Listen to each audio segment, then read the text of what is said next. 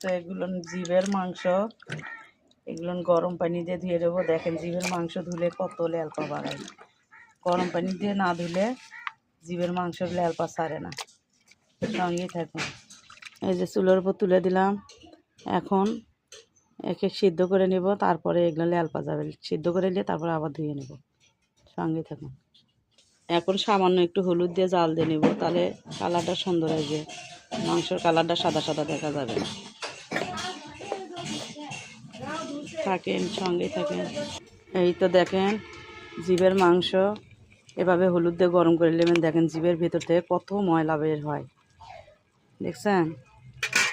তো এখনও হয়নি, সামান্য একটু আরও জাল করলে কিন্তু আরও বেশি ভালো হবে। তারপরে ঢেলে নেব। এই তো এটা হয়ে গেছে। এখন এই তো ঢেলে নিলাম। এখন দেখেন, এখন এগুলো ধুয়ে নিব, সুন্দর করে ধুয়ে নিয়ে তারপরে রান্না করব।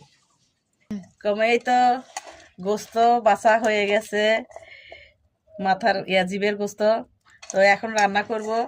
কেমন করে রান্না করি সেটা আপনাদের দেখাবো পরে ভিডিওতে। তো ভালো থাকবেন, সুস্থ থাকবেন, দোয়া করেন আমার জন্য। আসসালামু আলাইকুম, খুদা হাফেজ।